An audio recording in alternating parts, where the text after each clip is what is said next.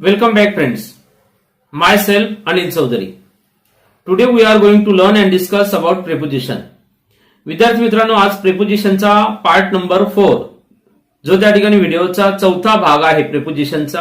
याच्या आधी जे प्रेपोजिशनचा भाग नंबर 1, 2 आणि 3 जर त्या ठिकाणी सविस्तरपणे तुम्ही व्यवस्थित ऐकलेला असेल तर तुमच्या मनामध्ये जे प्रेपोजिशन बद्दलची जी भीती आहे निश्चितच आतापर्यंत कमी झालेली असेल आणि राहिलेले जे प्रेपोजिशन आहे त्या संदर्भात आज चर्चा आपण करणार आहे.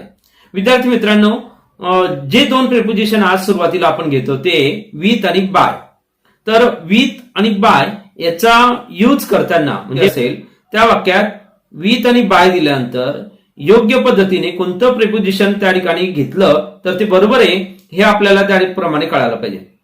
विद्यार्थी मित्रांनो, विथचा उपयोग कुठे केला जातो आणि बायचा उपयोग कुठे केला जातो, जे डेफिनेशन किंवा एक्झाम्पल्स त्या ठिकाणी तुमच्या समोर सांगितले जातील त्या मदतीने तुमच्या मनातलं जी कन्फ्युजन आहे निश्चितच प्रेपोजिशन बद्दलची जी भीती आहे ती निश्चित निघून जाईल. तर विथचा उपयोग कुठे केला जातो, with is use for instrument. With is use for instrument च्या मदतीने हे काम केलेलं आहे, एखादी कृती केलेली आहे असं ज्या वेळेला संदर्भ द्यायचा असेल त्यावेळेला विथचा उपयोग केला गेला पाहिजे. विथ हे कशासाठी यूज केलं जाते वाक्यामध्ये, with is use for instrument. आता नेमकं डेफिनेशनचा अर्थ काय होतो तर एक्झाम्पल पाहिलं तर डेफिनेशन तुम्हाला समजून जाईल. I usually write dash dash a blue pen. मी जास्त करून त्या ठिकाणी लिहितो अ ब्ल्यू पेनने. आता विथ वापरणार की बाय वापरणार आहे वाक्यामध्ये, तर आपण वाक्यात घेताना विथचा यूज करणार आहे कारण ते एका इन्स्ट्रुमेंटचा संदर्भ देतोय आपण की मी लिहितो कशाने लिहितो. I usually write with a blue pen.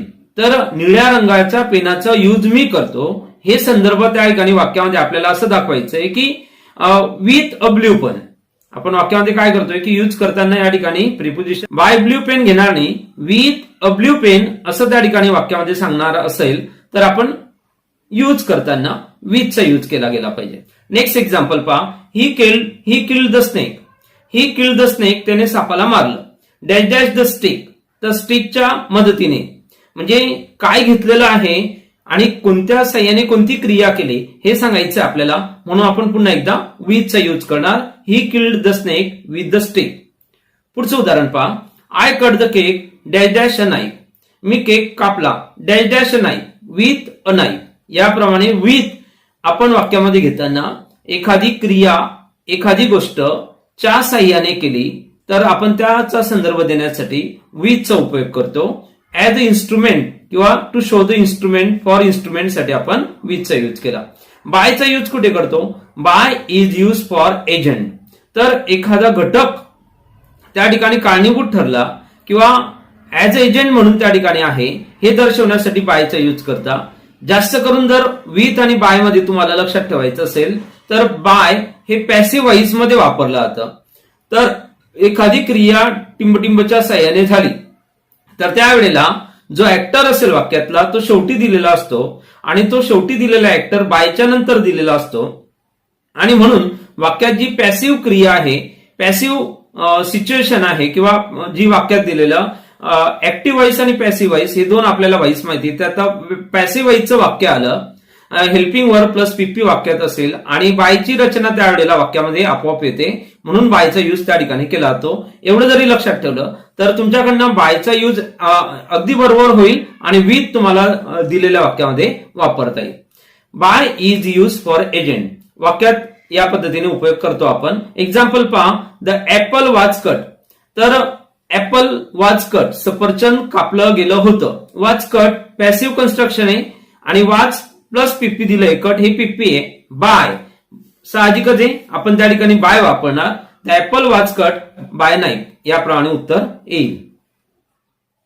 Passive construction आहे, बायचा यूज केलेला आहे. आय ट्रॅव्हल, मी प्रवास केला. बाय अ कार, तर आपण कशाच्या साह्याने प्रवास केला, आय ट्रॅव्हल बाय कार. तर कारने प्रवास केला हे त्या ठिकाणी वाक्यामध्ये आपण बाय शब्द वापरलेला आहे. I travel by car. बायचा यूज आपण पॅसिव्ह व्हॉइस मध्ये करतो. तर पॅसिव्ह व्हॉइसचं आपण आता चर्चा केलेली आहे. एक्झाम्पल त्या स्वरूपाचे दिलेले आहे, the snake was killed by Rahul. The snake was killed dash dash Rahul, तर उत्तर येईल बाय राहुल. पॅसिव्ह कन्स्ट्रक्शन आहे, वॉज प्लस पीपी वाक्यात आहे आणि दिलेला ऍक्टर जो तो सर्वात शेवटी आहे, म्हणून आपण वाक्यात बायचा यूज करणार, बाय राहुल असं म्हणणार. नेक्स्ट एक्झाम्पल पहा. अमेरिका वॉज डिस्कवर्ड, अमेरिकेचा शोध लावण्यात आलेला होता डॅश डॅश कोलंबस, तर कोलंबस कडून. तर पुन्हा एकदा पॅसिव्ह कन्स्ट्रक्शन आहे, वॉज डिस्कवर्ड वाक्यात दिलेलं आहे, helping verb plus past participle आहे आणि ऍक्टर वाक्याच्या सगळ्या शेवटी दिलाय म्हणून बायचा यूज आपण त्या ठिकाणी केला कोलंबसच्या आधी. America was discovered by Columbus. तर याप्रमाणे यूज करताना लक्षात ठेवायचं विथ आणि बाय कशा पद्धतीने यूज करायचा वाक्यात, ती तुमची कन्सेप्ट आता क्लिअर झालेली असेल. पुन्हा एकदा विथचा उपयोग कशासाठी केला जातो, एक स्पेसिफिक मिनिंग जे आहे ते आपल्याला माहिती असावं यासाठी त्याप्रमाणे आपण विथ हे प्रिपोजिशन घेतोय आता अर्थ समजून घेण्यासाठी. विथचा उपयोग करतो आपण सोबत, एखादी गोष्टच्या सोबत आहे त्याचं मिनिंगच आहे विथ म्हणजे सोबत, किंवा सह, बरोबर, च्या साह्याने, अशा अर्थाने त्या ठिकाणी घेतो. आताच आपण च्या साह्याने म्हणून त्याचा यूज केला पहिला जो त्या ठिकाणी व्हिडिओचा विथ आणि बाय हे प्रिपोजिशन पाहत असताना त्या ठिकाणी च्या साह्याने असा अर्थ घेतला. आता सोबत, सह किंवा बरोबर या अर्थाने विथचा अर्थ लक्षात ठेवायचा आहे. विद्यार्थी मित्रांनो, एक्झाम्पल पहा. I am always dash dash you, मी नेहमी तुमच्या सोबत आहे. विथ यू, विथ यू म्हटलं तर त्या ठिकाणी तुमच्या सोबत असा अर्थ आपल्याला लावता येईल. I am always with you. May I come dash dash you, with you असं म्हणणार, मी तुमच्या सोबत येऊ का, सोबत या अर्थाने विथचा वाक्यात यूज करतो. हा त्या ठिकाणी मूळ अर्थ आहे, तो आपल्याला माहिती असायला पाहिजे. पुन्हा एकदा अराउंड आणि अलॉंग साइड हे दोन प्रिपोजिशन आपण बोलूया. विद्यार्थी मित्रांनो, अलॉंग आणि अलॉंग साइड हे दोन प्रिपोजिशन आपण मागच्या व्हिडिओमध्ये पाहिलेले आहेत. तर जो प्रिपोजिशनचा तिसरा पार्ट आहे त्यामध्ये अलॉंग आणि अलॉंग साइड पाहिलेले आहे. तर दोघांचा डिफरन्स त्या ठिकाणी सांगितलेला आहे. आता आपण काय करतोय, अराउंड आणि अलॉंग साइड हे दोन त्या ठिकाणी प्रिपोजिशन चर्चेला घेतोय. अराउंडचा आणि अलॉंग साइडचा अर्थ कसा घेणार आहे, तर अराउंड म्हणजे काय, सरळ अर्थ आहे की एकाच्या भोवती दुसरा फिरणे. अराउंड म्हणजे एकाच्या भोवती दुसरा फिरणे असा त्या ठिकाणी अर्थ होतो. आणि एक्झाम्पल त्याप्रमाणे आहे, the earth revolves around the sun. Earth revolves around the sun, around the sun सूर्याच्या भोवती पृथ्वी फिरते. च्या भोवती, एकाच्या भोवती दुसरा फिरणे असं जर दर्शवायचं असेल तर आपण अराउंड वापरतो. म्हणून या ठिकाणी वाक्यात अराउंडचा उपयोग केला आहे. The earth revolves around the sun, सूर्याच्या भोवती पृथ्वी फिरते. अलॉंग साइडचा उपयोग कसा करतो आपण, तर अलॉंग साइडचा उपयोग करताना आपण काय करतो की from one end to other, एका टोकापासून दुसऱ्या टोकापर्यंत असा जो संदर्भ द्यायचा असेल आपल्याला त्यावेळेला आपण अलॉंग साइडचा यूज करतो वाक्यामध्ये. From one end to other end of something. Example पहा. There is a road dash dash the river. There is a road dash dash the river alongside the river. कारण रस्ता जो आहे तो एका टोकापासून दुसऱ्या टोकापर्यंत आहे आणि तो भाग आपल्याला दाखवायचा की नदीच्या बाजूलाच आहे. तर शेजारी आहे, बाजूला आहे आणि एका टोकापासून दुसऱ्या टोकाकडे आहे, हे आपल्याला मिनिंग सांगायचंय. म्हणून अलॉंग साइड याचा उपयोग वाक्यामध्ये केला आहे. From one end to other end of something हे दर्शवण्यासाठी आपण अलॉंग साइडचा यूज करतो. विद्यार्थी मित्रांनो, ड्युरिंगचा उपयोग कुठे करतो याबद्दल आपण बोलूया. इन, विथिन आणि ड्युरिंग हे जे तीन प्रिपोजिशन आपण त्या ठिकाणी पाहिले होते त्यातलं ड्युरिंगचा अर्थ त्या ठिकाणी घेतलेला होता. परंतु इथे आपण आज चर्चा करताना ड्युरिंगचा अर्थ कसा घेतो की स्टार्ट टू एंड, एखादी गोष्ट सुरुवात झाली ते शेवटपर्यंत, एखाद्या गोष्टीचं सुरुवात ते शेवट म्हणजे हा जो कालावधी आहे याच्यातला मधला वेळ जो आहे हा दर्शवण्यासाठी आपण ड्युरिंगचा उपयोग वाक्यामध्ये करतो. ड्युरिंग हे प्रिपोजिशन मधला वेळ हा दर्शवण्यासाठी केला जातो from start to end. Example पहा. जसं आपण म्हणतो ड्युरिंग समर वेकेशन. आता समर वेकेशन हा एक टाइम आहे, एक पिरियड आहे, एक दिलेला त्या ठिकाणी समर वेकेशन या महिन्यापासून त्या महिन्यापर्यंतचा कालावधी असतो, त्याला आपण संदर्भ द्यायचा आहे. म्हणून आपण काय म्हणतो ड्युरिंग समर वेकेशन, त्या कालावधीत त्याच्या मधल्या वेळेत. म्हणून आपण वाक्यात घेताना ड्युरिंग समर वेकेशन असं घेतो.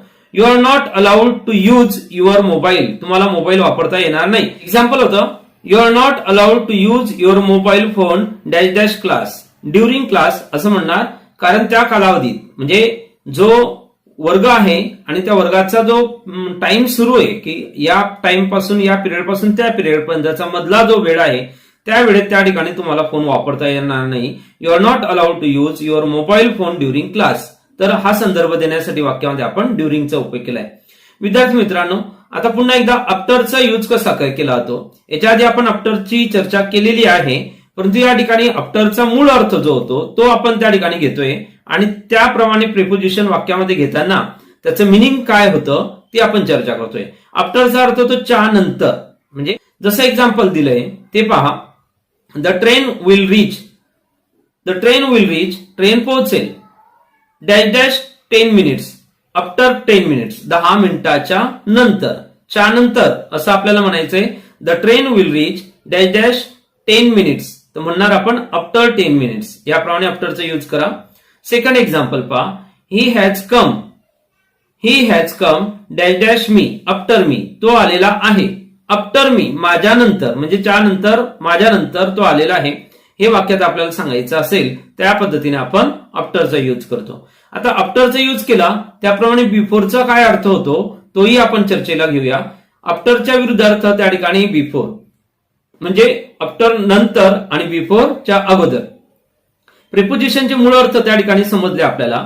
तर प्रिपोजिशनचा मूळ अर्थ समजल्यानंतर दिलेल्या वाक्यात काय मिनिंग आहे ती मिनिंग पण आपल्याला कळेल आणि त्याचप्रमाणे जे कन्फ्युज करणारे प्रिपोजिशन आहे ते सारखे प्रिपोजिशन घेतल्यानंतर कोणतं प्रिपोजिशन वाक्यात घेतलं पाहिजे हे त्या ठिकाणी आपल्याला कळतं.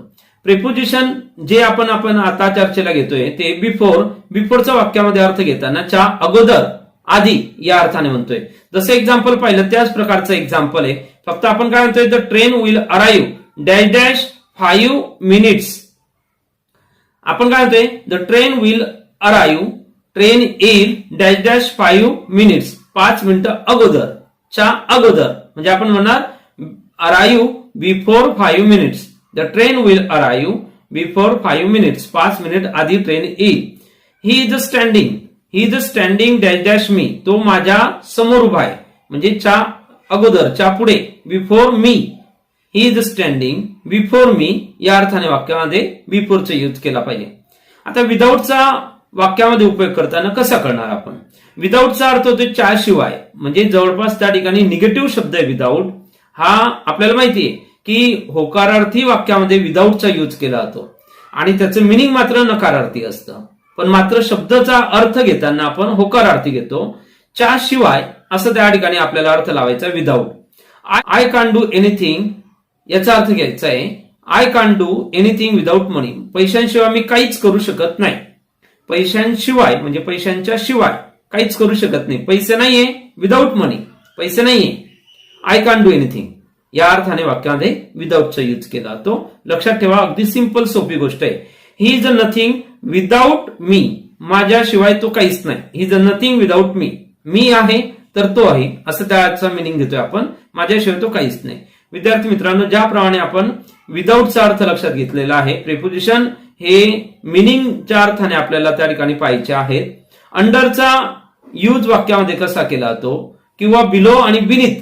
अंडर बिलो बिनिथ हे 3 प्रिपोजिशन फार महत्वाचे आणि हे तिघही प्रिपोजिशन वाक्यात घेताना बऱ्याचशा विद्यार्थ्यांना हे प्रिपोजिशन यूज करताना खूप गोंधळ होतो. परंतु आज जर तुम्ही हा व्हिडिओ बघितला आणि निश्चितच त्या ठिकाणी तुमच्या मनात जी भीती असेल की अंडर बिलो आणि बिनिथ हे तिघही प्रिपोजिशन वाक्यात नेमके कशा अर्थाने घ्यायचं हे निश्चित तुमच्या मनातनं भीती निघून जाईल. विद्यार्थी मित्रांनो, आपणही बाकीच्या मुलांना विद्यार्थ्यांना सांगायचंय की हा व्हिडिओ बघितल्यानंतर तुम्हाला अंडर बिलो बिनिथच्या व्यतिरिक्त इतर सर्व जे प्रिपोजिशन आहे यांचं मिनिंग त्या ठिकाणी कसं घ्यायचं किंवा त्याचा यूज कसा करायचा हे त्या ठिकाणी विद्यार्थ्यांना समजेल. आपण चर्चा करूया की अंडरचा वाक्यामध्ये यूज कुठे करतो. तर under is use to talk about something which is covered by something. तर एखादी गोष्ट एखाद्याच्या खाली आहे किंवा त्याच्यावरती ती आहे कव्हर केलेली आहे. Under cover which is covered by something असा आपल्याला संदर्भ द्यायचा आहे. Under is use to talk about something which is covered by something. तर कोणत्या तरी गोष्टीच्या खाली ती आहे हे संदर्भ देण्यासाठी आपण अंडरचा यूज करतो. लक्षात घ्यायचंय विद्यार्थी मित्रांनो, जसं आपण एक्झाम्पल पाहिलं तर एक्झाम्पलच्या मदतीने आपल्याला अंडरचा काय यूज आहे तो समजून जाईल. बघूया आपण एक्झाम्पल काय तर the dog use to sleep dash dash bed. आता कुत्रा माझ्या बेडच्या खाली झोपायचा. The dog use to sleep dash dash my bed. बेडच्या खाली म्हणजे आपण म्हणणार under my bed. The dog use to sleep under my bed. Second example पहा. The grandmother is sitting dash dash the tree. Under the tree म्हणणार तर आजी म्हणजे ग्रँडमदर झाडाच्या खाली बसलेली आहे अंडर द ट्री. एक लिमिटेड अंतर दर्शवण्यासाठी अंडरचा यूज करताना एक मर्यादित अंतर आहे. मर्यादित अंतराचा संदर्भ द्यायचा असेल तर आपण वाक्यामध्ये अंडरचा यूज करतो. आणि मर्यादित म्हणजे लिमिटेड अंतरचा भाग आहे किंवा एखाद्या गोष्टीच्या खाली दुसरी गोष्ट आहे हे बी संदर्भ द्यायचा असेल तर आपण अंडरचा यूज करतो. जसं dog use to sleep. The dog use to sleep under my bed.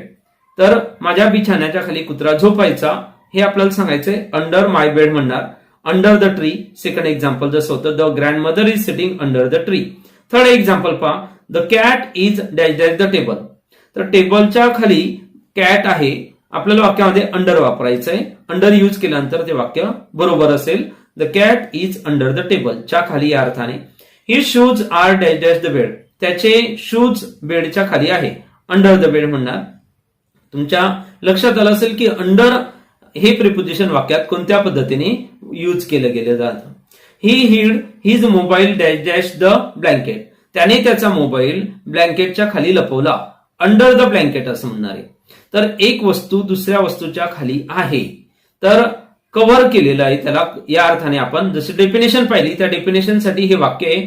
ही हिड his mobile under the blanket. ज्या डेफिनेशनचा आपण अर्थ घेतला त्या डेफिनेशनसाठी हे वाक्य त्या ठिकाणी बरोबर आहे. ही हिड his mobile under the blanket. आणि बाकीचे जे एक्झाम्पल्स दिले तेही तुमच्या लक्षात आले असतील की अंडरचा यूज वाक्यात कसा केला जातो. विद्यार्थी मित्रांनो आता आपण बिलो बद्दल बोलूया. तर बिलोचा यूज जो आहे तो एक स्पेसिफिक यूज केला जातो आणि अंडरचा यूज हा एक वेगळा यूज आहे. अंडरचा यूज पाहिला आपण आता बिलोचा बघूया. Below is use to talk about something. Below is used to talk about something which is at a lower position or level. तर एखादी लेवल असेल, लक्षात घ्या वस्तूंचा विचार नाही ते, पण आता एखादी गोष्ट आहे, लेवल आहे किंवा लोअर पोझिशन आहे, स्थिती, हे दर्शवण्यासाठी आपण बिलोचा उपयोग करतात.